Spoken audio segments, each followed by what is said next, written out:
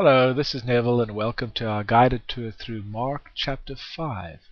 Some of the titles: Pressing into Jesus, The Transformer, or just simply Mark chapter 5, Just Believe. We look at the middle Galilean ministry of Jesus, but a title that I would like probably would be Does Jesus Care? So many people Jesus comes across in this passage with a tremendous amount of problems in their lives. The outline briefly.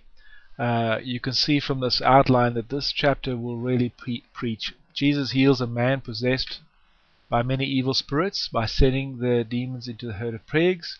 Woman touches Jesus' robe. Jesus rewards her faith and heals her. He also rewards the faith of a synagogue leader by bringing his dead daughter back to life. And so here's Jesus in the middle of ministry, and he shows you that people are more important than any of the programs that we can have. Jesus releases a demon-possessed man, the despair, the deliverance, the disbelief, the desire. Then we see Jesus restores a suffering woman, her disease, her determination, her deliverance. And then Jesus resurrects a dead girl, the request, the report, the reassurance, the restriction, the ridicule, the resurrection, and the restraint. So many things going on in this chapter. Let's look at our reading. They came to the other side of the sea, to the country of the Gerasenes. This is the east side of the Sea of Galilee. And when Jesus had stepped out of the boat, immediately there met him out of the tombs a man with an unclean spirit. Now, remember, they've just been in a boat in a storm. They can't wait to get into dry ground. You can imagine Peter climbing out and kissing the earth and looking up, and yes, this crazy person charging down to meet them. It seems like from one problem to another problem that just seems to be getting worse as Jesus tests the faith of these disciples. He lived among the tombs, and no one could bind him any more, not even with a chain, for he had often been bound with shackles and chains, but he wrenched the chains apart, and he broke the shackles in pieces. No one had the strength to subdue him. Night and day, among the tombs and on the mountains, he was always crying out and cutting himself with stones. And when he saw Jesus from afar, he ran and fell down before him, and crying out with a loud voice, he said, "What have you to do with me, Jesus, Son of the Most High God? I adjure you by God, do not torment me." For he was saying to him, "Come out of the man, you unclean spirit." And Jesus asked him, "What is your name?" He replied, "My name is Legion, for we are many." And he begged him earnestly not to send them out to the country. Now a great herd of pigs were feeding there on the hillside, and they begged him, saying, "Send us to the pigs, let us enter them." So he gave them permission.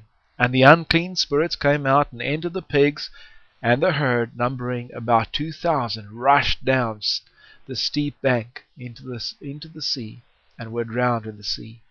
It's interesting that Revelation talks about the sea as being a place where there are many evil spirits. The herdsmen fled and told it in the city and in the country, and the people came to see what it is that had happened. And they came to Jesus and saw the demon-possessed man and the one who had the legion sitting there, clothed and in his right mind, and they were afraid. And those who had seen it described to them what had happened to the demon-possessed man and to the pigs. And they began to beg Jesus to depart from the region. And as he was getting to the boat, the man who had been possessed with demons begged him that he might be with him. And he did not permit him, but said, "Go home to your friends and tell them how much the Lord has done for you, and how he has had mercy on you." I know we are very eager to spread the gospel and to go into all the world and to do whatever we think we need to do, but sometimes we need to sit back and we need to listen to what Jesus has to say as he shows us as the head of the church exactly where he wants us to go and how he wants. You can imagine this man being the turbo boost with the second cycle when the church would eventually come to the Gentiles. So Jesus knew the timing was just not right. Verse 20, and he went away and began to proclaim in Decapolis, that's the 10 cities, how much Jesus had done for him. and everyone marveled. And when Jesus had crossed again in the boat to the other side, a great crowd gathered about him, and he was beside the sea. Then came one of the rulers of the synagogue, Jairus by name, and seeing him, he fell at his feet and implored him earnestly, saying, My little daughter is at the point of death.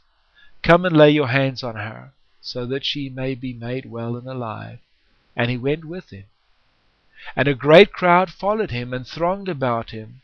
And there was a woman who had had a discharge of blood for 12 years, who had suffered much under many physicians, and had spent all that she had, and was no better, but rather grew worse. She heard the reports about Jesus, and came up behind him in the crowd, and touched his garment. For she said, If I touch even his garment, I will be made well. And immediately the flow of blood dried up, and she felt in her body that she was healed of her disease. And Jesus, perceiving in himself that power had gone out from him, immediately turned about in the crowd and said, Who touched my garments? And this disciple said to him, You see the crowd pressing around you, and yet you say, Who touched me? And he looked around to see who had done it. But the woman, knowing what had happened to her, came in fear and trembling, and fell down before him, and told him the whole truth. And he said to her, Daughter, your faith has made you well. Go in peace and be healed of your disease.